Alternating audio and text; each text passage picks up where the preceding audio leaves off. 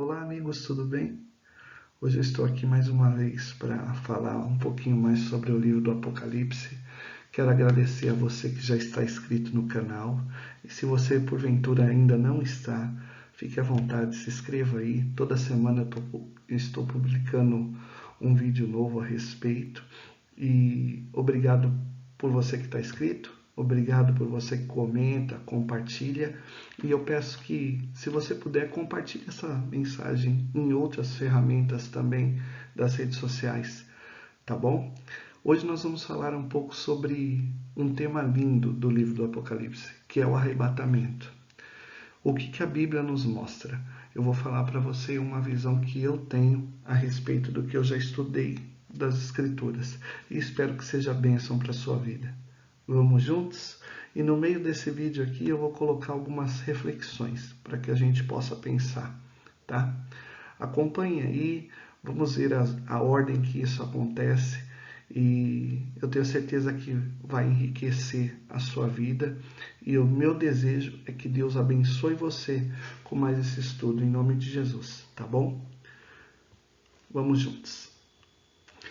O que é o arrebatamento?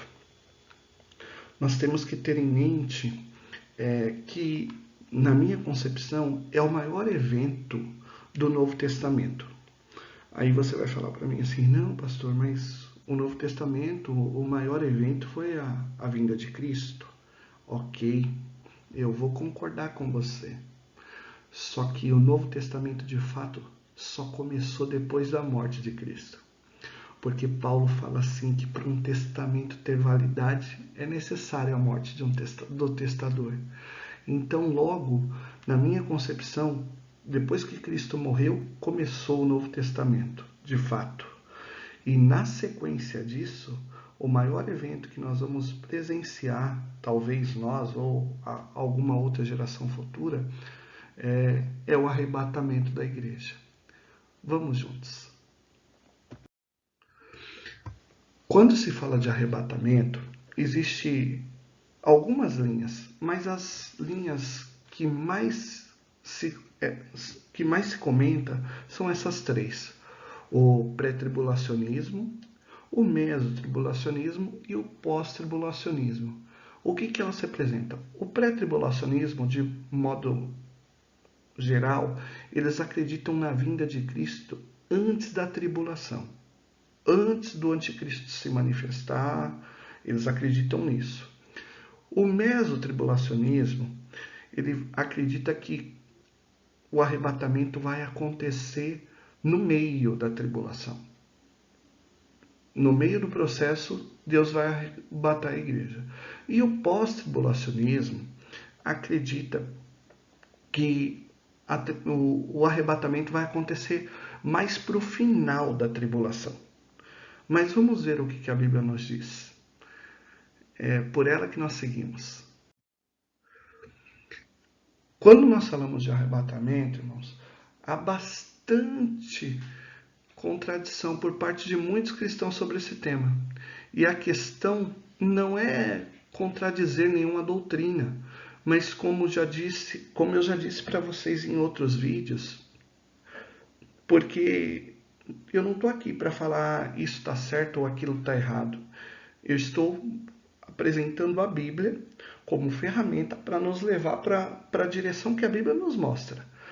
Talvez eu possa confrontar de certa forma, não é o meu desejo de forma alguma, mas talvez eu possa confrontar alguém que pensa diferente. Mas se eu te confrontar, irmão, me perdoe, não é a intenção. O que eu quero de fato é poder levar a Escritura para mais pessoas.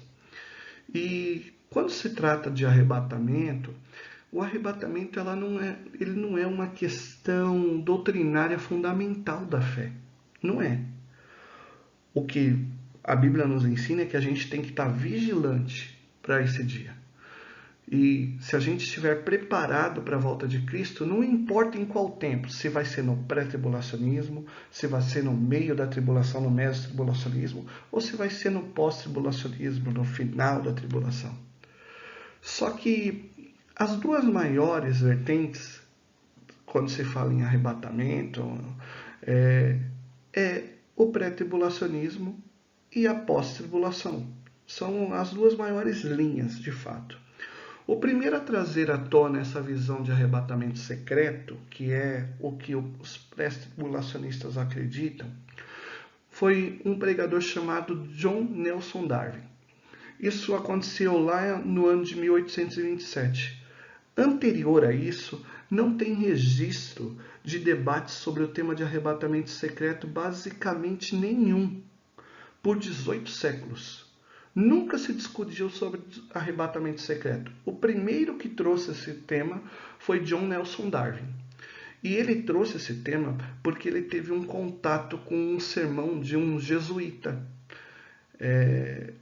irlandês, se não me falha a memória, e por conta desse sermão ele desenvolveu essa doutrina pré-tribulacionista, ok?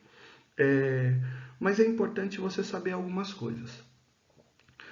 Fora John Nelson Darby, os grandes pregadores, nenhum pregavam que existiria um pré-tribulacionismo. Lutero era pós-tribulacionista. John Wesley, pós-tribulacionista. Hoje no Brasil, Augusto Nicodemos, pós-tribulacionista. Muitos deles são pós-tribulacionistas, tá? E Spurgeon, pós-tribulacionista. Acho que eu já falei John Wesley pós-tribulacionista. Tem uma lista enorme, é que de cabeça agora eu não vou lembrar. Mas vamos seguir e vamos ver o que a Bíblia nos conta a respeito. Vamos ver como que a gente encaixa tudo. O que Jesus falou, o que Paulo falou, o que Pedro falou. A Bíblia vai nos dar direção, ok? Qual a visão se encaixa de forma mais harmonizada com a Escritura? Quando eu falo de mais harmonizada, é sem forçar texto, sem querer encaixar uma coisa na outra que não se fecha, porque a Bíblia ela é assim. A Bíblia não precisa ser forçada, ela vai dando as respostas suavemente, ela vai nos levando para a verdade. É só a gente pensar que Jesus era o Verbo, ok? E se ele era o Verbo, ele era a palavra. Se ele era a palavra, ele está apontando o caminho para a verdade. Então, das visões do arrebatamento, qual visão se encaixa de forma mais harmonizada com a Escritura? Vamos dar uma olhadinha nisso. Pegue sua Bíblia aí e vamos lá. A primeira coisa que a gente tem que saber é que não subiremos antes de um fato muito importante que Paulo falou. Não vai ter arrebatamento antes disso. 2 Tessalonicenses 2, no versículo 1 ao 4, diz assim: Irmãos, no que diz respeito à vinda de nosso Senhor Jesus Cristo e à nossa reunião com Ele, pedimos que vocês não se deixem demover do seu modo de pensar, nem fiquem perturbados por espírito ou por palavra, quer por carta, quer que se procedesse de nós, dando a entender que o dia do Senhor já chegou. O que ele está dizendo? O dia do Senhor ainda não chegou, não é agora. Ninguém de modo nenhum os engane, porque isso não acontecerá sem que primeiro venha a apostasia e seja revelado o homem da iniquidade, o filho da perdição, o qual se opõe e se levanta contra tudo que se chama Deus, ou é objeto de culto, a ponto de assentar-se no santuário de Deus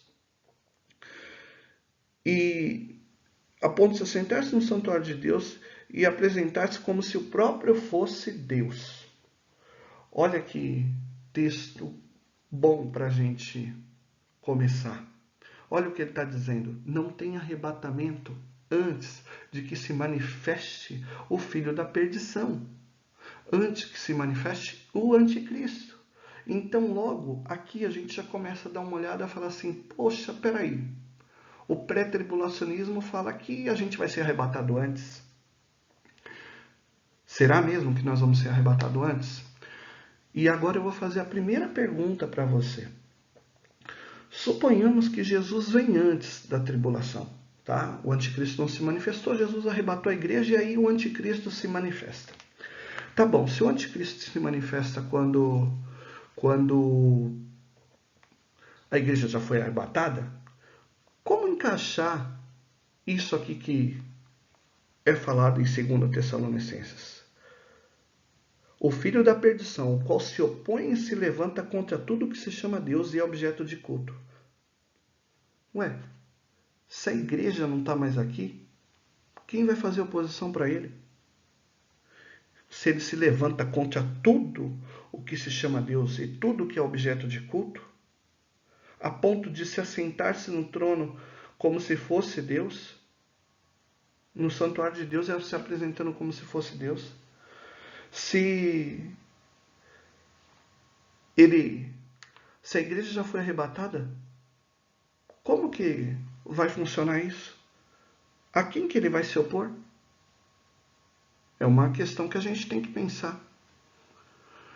Mas vamos continuar. O que Jesus Cristo disse, e o que Paulo disse, e o que Pedro também falou sobre o tema? Vamos dar uma olhada aqui. Vamos começar lá por Mateus 24. Mateus 24, versículo 12 até o versículo 31. No começo, no versículo 12, Jesus ainda está falando do princípio das dores, ok? Depois ele vai entrar dentro da grande tribulação e no final ele vai falar sobre a vinda dele, que é o Filho do Homem. Então vamos lá. Mateus 24, 12. E por se multiplicar a maldade, o amor se esfriará de quase todos. Aquele, porém, que ficar firme até o fim, esse será salvo. Então, o que Cristo está falando? Aquele que ficar firme até o fim será salvo. E será pregado esse evangelho do reino por todo o mundo, para testemunha a todas as nações, e então virá o fim. A minha Bíblia, eu tenho algumas, e essa aqui, ela tem uma separação. Primeiro Jesus fala do princípio das dores e agora ele vai falar da grande tribulação. Lembra que ele falou que aquele que perseverar até o fim será salvo. Agora vamos entrar na grande tribulação. Quando, pois, vocês virem, quando quem? Ele está pregando para judeu. Aí você vai falar assim, pastor, mas então se ele está pregando para judeu, ele só está falando para judeu. Não é, querido. Sabe por que não é? Porque Jesus falou com a mulher sirofenícia, Paulo escreveu para Tessalônica, que não eram judeus, escreveu para Corinto, que não eram judeus. Jesus falou lá com uma mulher samaritana, que era inimiga do povo judeu, eles não se davam. Então, eu penso assim, que Jesus, quando ia falar, juntava uma multidão. Israel era um ponto comercial da época. Você acha mesmo que Jesus só falou para discípulo quando ele foi falando? Tá certo que aqui o debate é assim com os discípulos, mas lembra que ele falou? Ide por todo mundo, pregai o evangelho a toda criatura. Quem crê e for batizado será salvo, quem não crê será condenado. Então, a verdade que Cristo falou para os judeus é para o mundo, entende? Então vamos lá. Quando, pois, vocês virem situado no lugar santo o abominável da desolação, versículo 15, tá? De quem falou o profeta Daniel, quem lê entenda, então o que estiver na Judéia, olha o que ele está falando, o que estiver na Judéia, fujam para os montes. Ele está falando, vocês vão estar na Judéia, vocês vão estar em Coríntios, vocês vão estar em Tessalônica, vocês vão estar na Argentina, em todos os lugares, porque o evangelho é espalhado para o mundo. Aonde vocês estiverem, então fujam para os montes.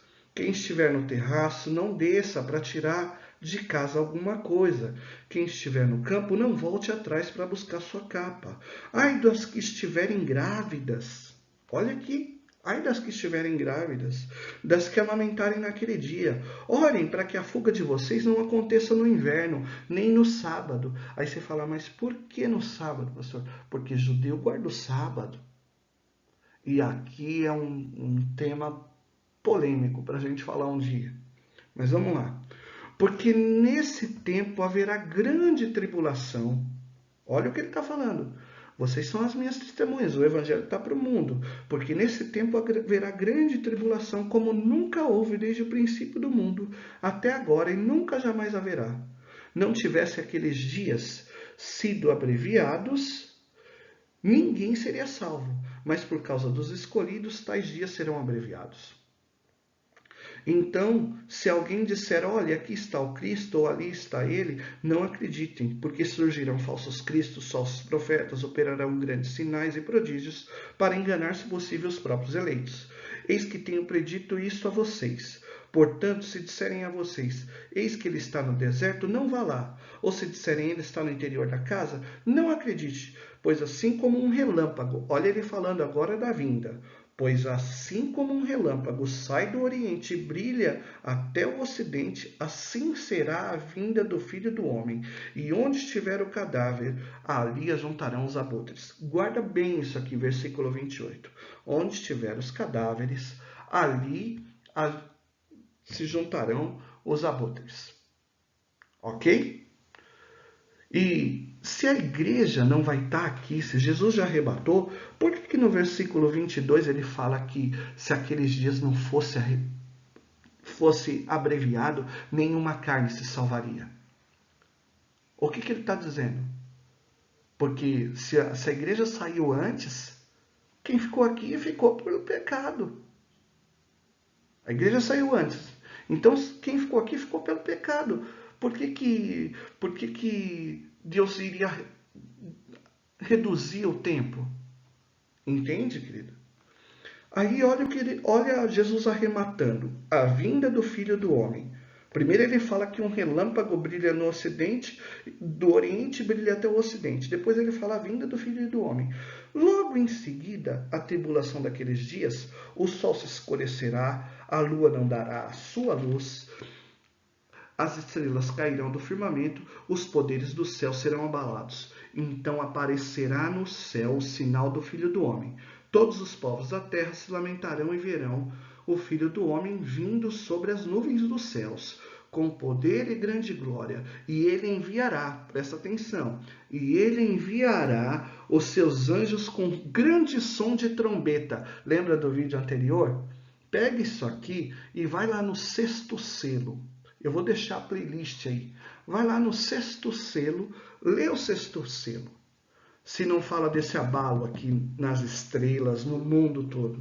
Depois vai lá na sétima trombeta. O estudo vai estar aí no card. E veja se não fala da trombeta aqui.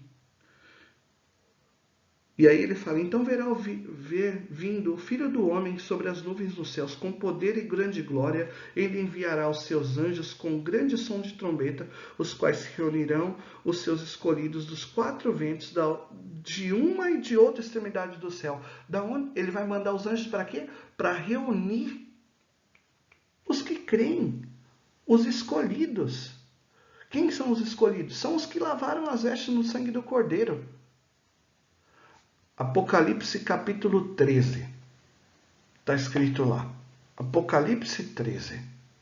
Aqueles que estão com o nome no livro da vida desde antes da fundação do mundo. Aí alguém vai pensar, pastor está falando de eleição. Não estou nem entrando nesse mérito, não. Estou falando que a Bíblia está falando. Dá uma lida em Apocalipse 13. Ok? Agora vamos para Marcos. Vamos confrontar isso aqui que Jesus falou em Marcos também. Marcos 13, versículo 7 até o 27. Jesus está falando do mesmo tempo e vamos agora confrontar aqui. Marcos 13, versículo 7. Quando ouvirem falar de guerras, rumores de guerras, não se assustem, é necessário que isso aconteça, mas não será o fim. Agora vamos lá. Vamos pular aqui. Versículo 11. Pois quando levarem vocês para entregar nas mãos dos procuradores, não se preocupe com o que dizer, mas digam o que lhe for concebido naquela hora, porque São vocês que não serão vocês que estarão falando, mas o Espírito Santo. Por quê? Porque aqui Cristo fala que nós vamos sofrer uma perseguição pesada. Vão levar aqueles que creem diante das autoridades. Vai ser um momento de testemunhar a fé. Um irmão entregará à morte outro irmão, e o pai entregará ao filho. Haverá filhos que se levantarão contra os pais e os matarão. Todos odiarão vocês por causa do meu nome. Aquele, porém, que ficar firme até o fim será salvo. Lembra de Mateus? Até o fim será salvo. Aí ele entra também na grande tribulação. Quando, pois, vocês virem o abominável da desolação, versículo 14, situado onde não deve estar, quem me entenda, então quem estiver na Judeia fuja para os montes, quem estiver no terraço não desça para tirar suas coisas, quem estiver no campo não volte atrás para buscar, aí das que estiverem grávidas, é o mesmo relato. Orem para que isso não aconteça no inverno, porque aqueles dias serão de tamanha tribulação, como nunca houve desde o princípio do mundo criado por Deus, até agora e nunca jamais haverá. Se o Senhor não abreviar aqueles dias, ninguém seria salvo. Mas por causa dos eleitos, vai lá, Apocalipse 13, que ele escolheu, Deus abreviou tais dias. Então, se alguém disser a vocês, olhem, aqui está o Cristo, ou ali está ele, não acredite, porque surgirão falsos cristos, falsos profetas, operando sinais e prodígios para enganar, se possível, os eleitos. Estejam de sobreaviso e tenham, porque eu tenho tudo isso predito a vocês. Aí ele vai falar da vinda do Filho do Homem. Mas aquele dia, após a referida tribulação, o sol se escurecerá, a lua não dará sua claridade, as estrelas cairão do firmamento, os poderes do céu serão abalados. Então verão o Filho do Homem vindo nas nuvens com grande poder e glória. Então ele enviará os anjos e reunirão os seus escolhidos dos quatro ventos dos quatro ventos das extremidades da terra até as extremidades do céu. O que é isso? É o que Paulo depois vai falar, que a gente não precede os que dormem. Entende? Das extremidades da terra, os que dormem no Senhor, até as extremidades do céu. Não importa onde os eleitos, onde os que creem, os salvos, vão estar. Deus vai recolher eles, vai chamar eles todos. Ok? Agora, vamos para Lucas. Lucas, capítulo 17. Lucas 17, versículo de número 20. A vinda do reino de Deus. Indagado pelos fariseus, olha aqui, para quem Jesus está falando? Para fariseu. Fariseu era alguém que dominava as escrituras, conhecia da Bíblia, conhecia da Torá, né? Indagado pelos fariseus, quando viria o reino de Deus, Jesus lhe respondeu: o reino de Deus não vem com visível aparência. É aqui que está o pulo do gato, que muitos que acreditam no pré-tribulacionismo não entenderam. O reino de Deus não vem com visível aparência. O que ele está falando? Fariseus, vocês estão esperando um rei poderoso, um rei de glória. Eu sou um rei humilde. Então ele fala, vocês não conseguem me ver porque vocês esperam alguém que venha para peitar Roma. E eu não estou aqui para isso. Eu estou aqui para cumprir a lei. Aí ele fala, o reino de Deus não vem com visível aparência. Nem dirão, ele está aqui ou lá está ele. Porque o reino de Deus está entre vocês. O que ele está dizendo? Eu sou o embaixador do reino de Deus. Eu estou aqui no meio de vocês, mas vocês não vêm. Lembra? Ele está falando com o fariseu. Aí ele fala, a seguir, Jesus disse aos seus discípulos, agora ele já está levando a conversa, tirou dos fariseus e está revelando para os discípulos. Virá o tempo em que vocês desejarão ver os dias do Filho do Homem, mas não verão. Dirão a vocês, ele está aqui ou lá está ele. Não saiam nem sigam essa gente, porque assim como um relâmpago que resplandece e brilha de uma extremidade do céu à outra, assim será o dia do Filho do Homem. Mas é necessário primeiro que ele padeça muitas coisas, seja rejeitado por essa geração. Por que ele falou seja rejeitado por essa geração? Porque os fariseus não aceitavam ele. Ele está dizendo, olha, eu tenho que ser rejeitado por esse povo. Assim como agora vem outro pulo do gato assim, ó, aqui, ó. Assim como foi nos dias de Noé, será também nos dias do Filho do Homem. Olha o que ele falou. O dia que ele está vindo, os dias de Noé. Comiam, bebiam, davam-se em casamento, até o dia em que Noé entrou na arca. Veio o dilúvio e destruiu a todos. O mesmo aconteceu nos dias de Ló. Comiam, bebiam, compravam, vendiam, plantavam, edificavam. Mas no dia que Ló saiu de Sodoma, choveu do céu fogo e enxofre e destruiu todos. Assim será no dia do Filho do Homem. Naquele dia, quem estiver no terraço e tiver seus bens em casa, não desça para tirá-los. De igual modo, quem estiver no campo, não volte atrás. Lembre-se da mulher de Ló. Quem tentar preservar a sua vida, olha o que ele está dizendo, quem tentar preservar a sua vida, a perderá. Quem perder, esse a salvará. Digo a vocês, naquela noite 2 pessoas estarão numa cama, uma será levada, outra deixada. 2 mulheres estarão juntas no moinho, uma será tomada, outra será deixada. 2 estarão no campo, um será tomado, outro será deixado. Então perguntou Jesus, onde será isso, Senhor? E ele respondeu, onde estiver o corpo, ali também se ajuntarão os abutres. Lembra de Mateus 24? Agora eu vou te explicar aqui. Aqui muitas pessoas interpretam esse texto como sendo o arrebatamento da igreja, ok? 2 pessoas numa cama, uma vai ser tomada, outra vai ser deixada. 2 no campo, um vai ser tomado, outro vai ser deixado. Então, não. Só que você lembra um pouquinho antes do que eu li aqui? Como foram nos dias de Ló e nos dias de Noé? Olha aqui.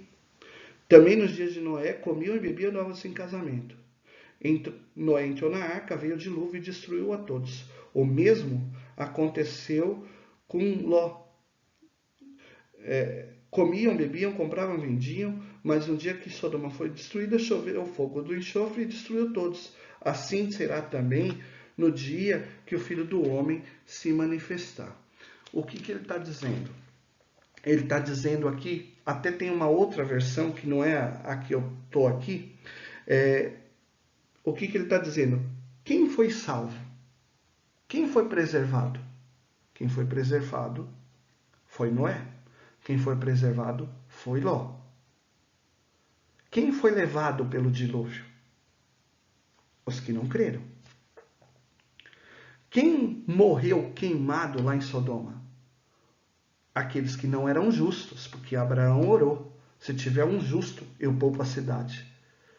Como não teve justo, Deus ia poupar a família de Ló. Só que aí a mulher de Ló olhou para trás. Entende? Aí aqui, o que é isso aqui? Isso aqui não é uma passagem sobre o arrebatamento. Isso aqui é uma passagem sobre vigilância. Tá?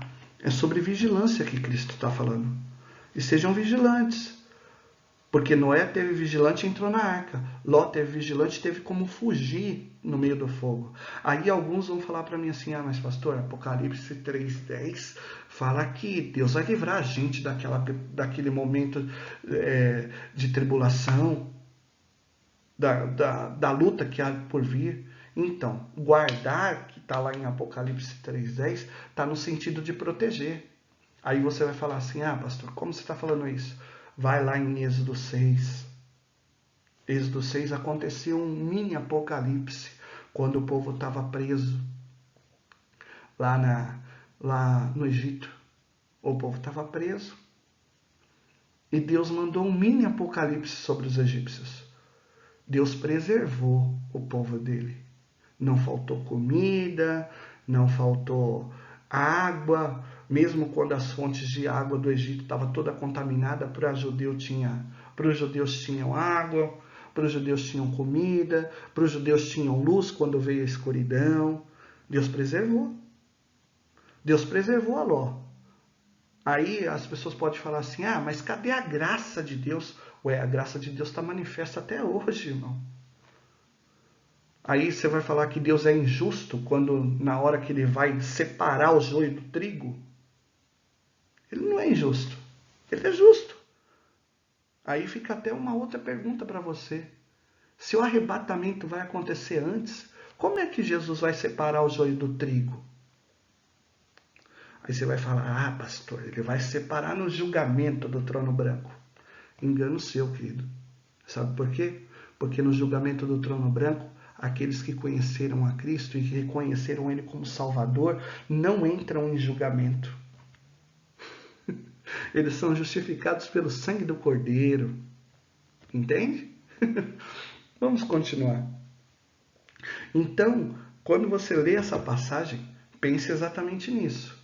É uma passagem de vigilância, não é uma passagem de arrebatamento. Esteja atento para você poder entrar na arca. Esteja atento para você fugir no meio do fogo, como o Ló falou. Tá bom? Mas se você pensar diferente de mim, tá tudo bem, irmão. Tá tudo bem, meu amigo. Eu não tô aqui para falar para você pensar igual a mim, não. Tá? Só tô te mostrando uma linha que eu enxergo como viável nas Escrituras. Agora, o que Paulo e Pedro falaram? Qual a ordem dos fatos de Jesus? Paulo e Pedro também escrevem. Ok? Vamos dar uma olhada? Paulo informa que ninguém sobe antes. Todos sobem juntos. Vamos dar uma olhada lá. 1 Tessalonicenses, capítulo 4, versículo 13 ao 18.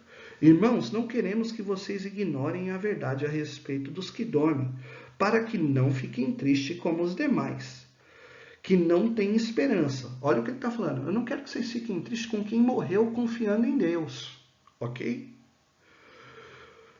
Pois se cremos que Jesus morreu e ressuscitou, assim também Deus, mediante Jesus, trará na companhia dele os que dormem.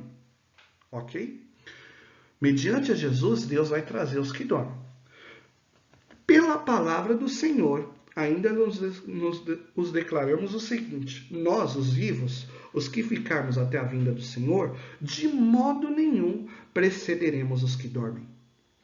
Porque o mesmo Senhor, dada a palavra de ordem, ouvindo a voz do arcanjo, ao ressoar da trombeta de Deus, olha lá, o anjo ressoa a trombeta. Qual que é a trombeta de Deus? É a sétima, não tem outra trombeta. É a sétima trombeta do vídeo que está aí no card. Descerá dos céus e os mortos em Cristo ressuscitarão primeiro. Depois nós, os vivos, os que ficarmos, seremos arrebatados juntamente com ele entre as nuvens, para o encontro do Senhor nos ares. Assim estaremos para sempre com o Senhor. Portanto, console uns aos outros com essa palavra.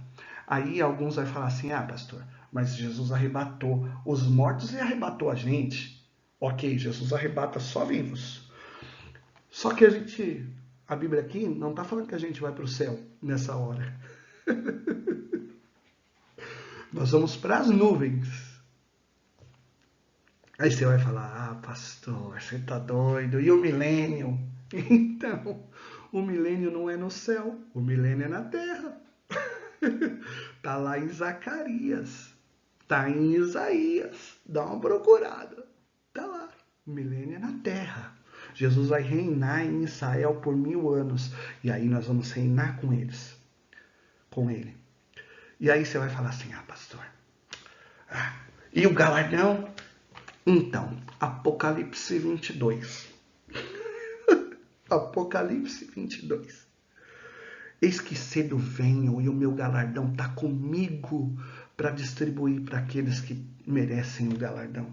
A minha recompensa.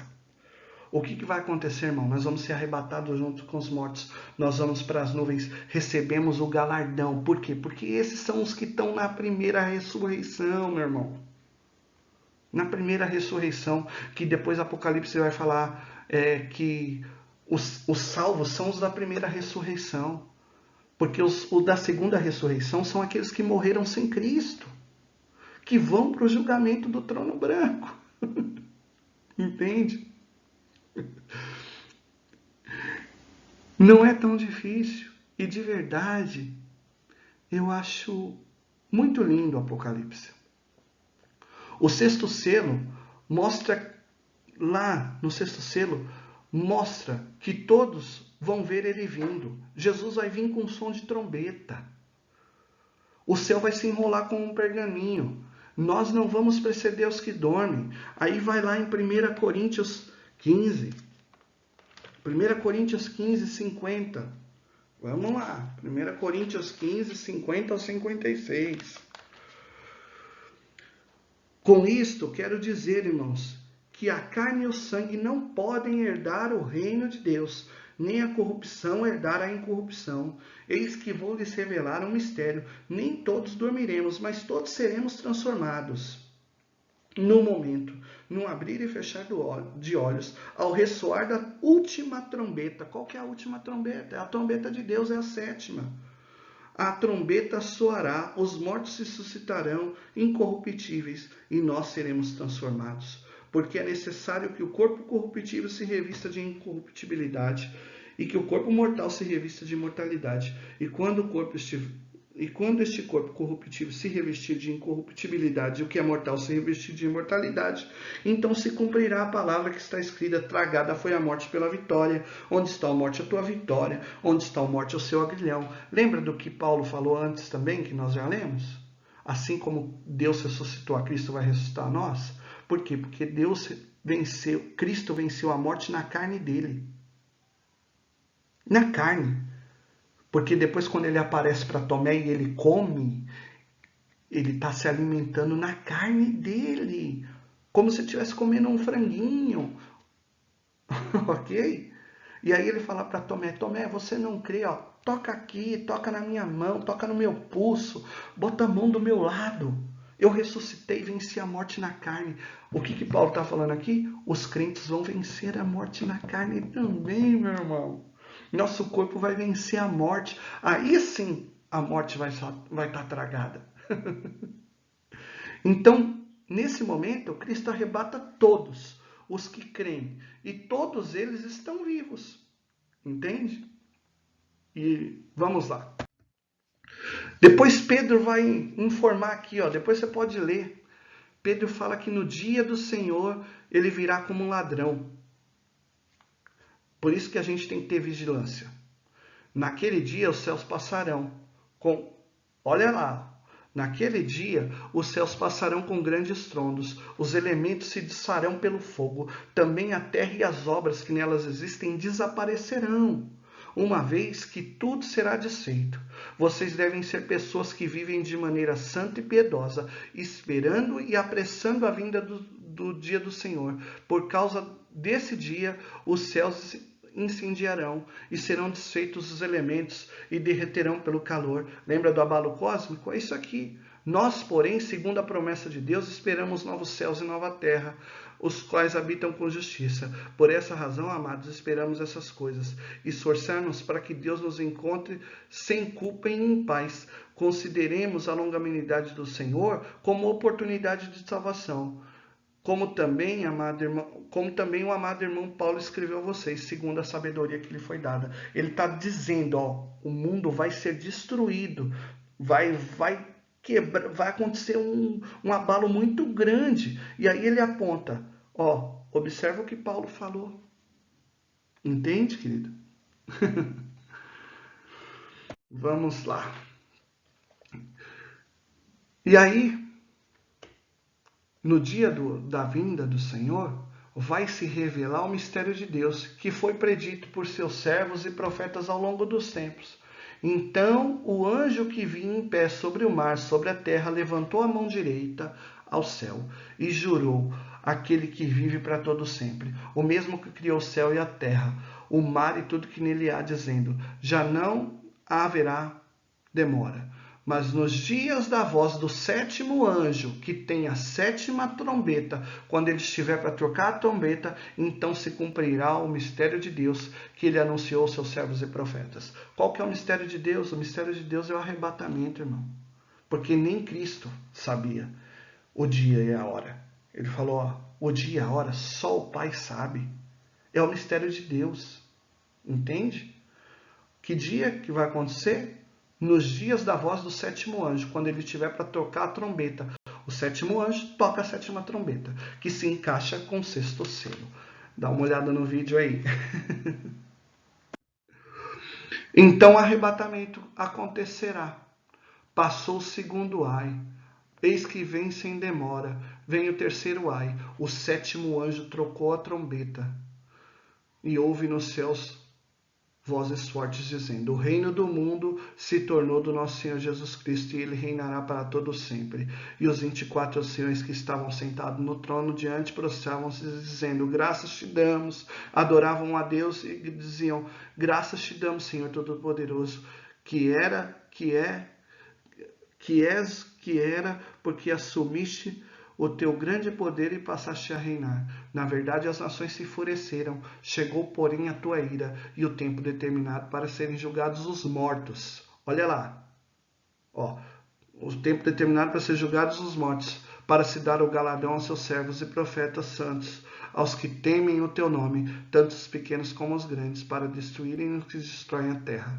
Olha lá, quem crê recebe o galardão. Os servos e profetas têm os galardões. Agora, aqueles que se enfurecem, porque se você for lá no sexto selo, os homens correm. Falam: nos escondemos, que as pedras caiam sobre nós. Nos esconda daquele que está vindo, porque é Deus, agora nós estamos perdidos. Entende? Então, meu irmão, é nessa hora que acontece o arrebatamento. Agora, talvez você possa estar falando para mim: ah, pastor, mas se é assim, eu não concordo, porque o arrebatamento é antes da tribulação. Eu vou te respeitar, irmão. Mas como eu disse anteriormente, se é antes, como é que Deus vai separar o joio do trigo? Porque ele não vai separar o joio do trigo no julgamento do trono branco, não. Porque no julgamento do trono branco a igreja não entra. Os que creem não entram. Tá certo? Se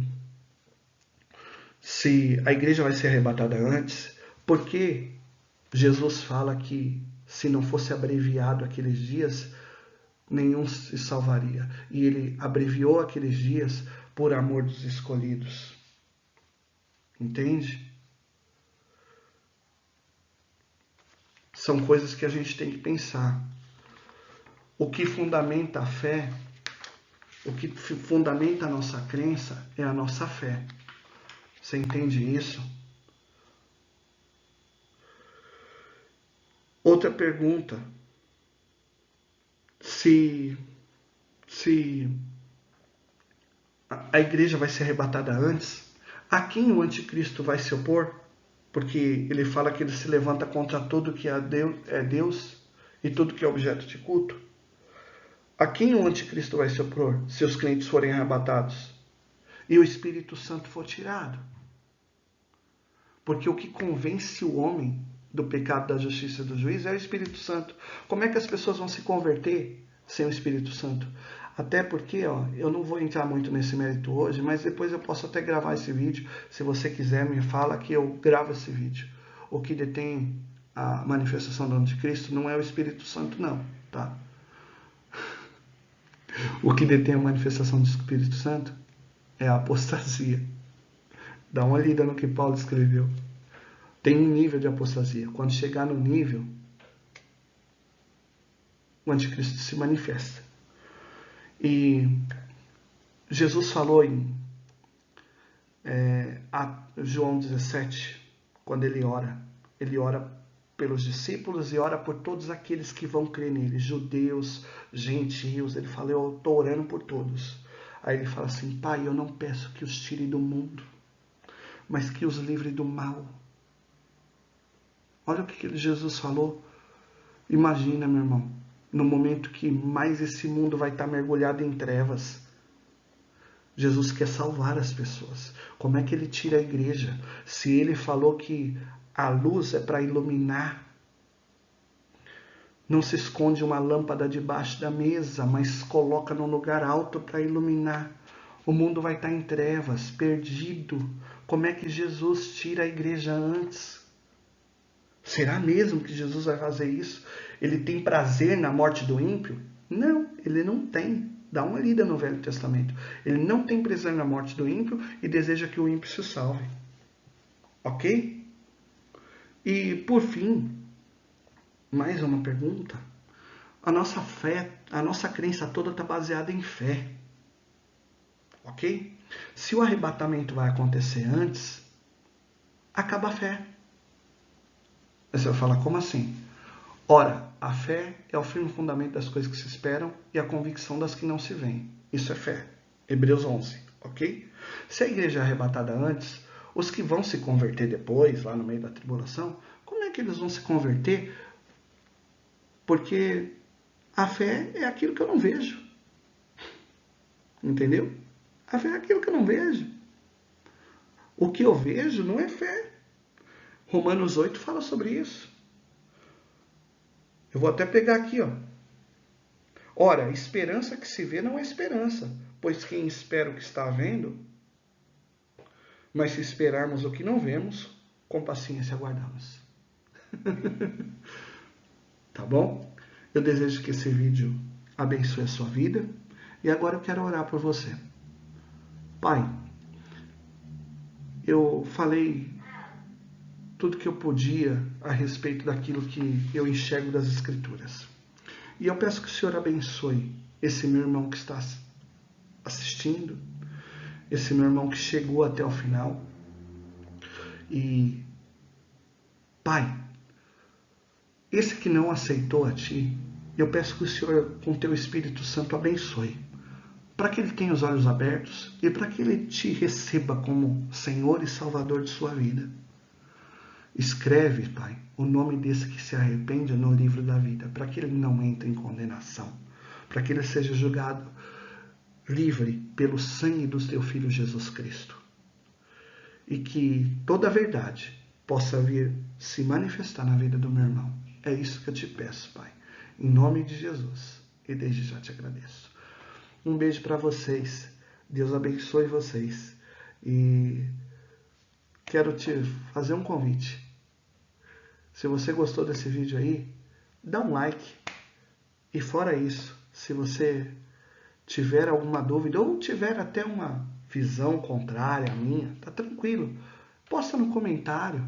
De repente essas perguntas que eu fiz aqui, você pode me responder e pode me ensinar. Ok? Deus abençoe vocês. Fiquem com Deus.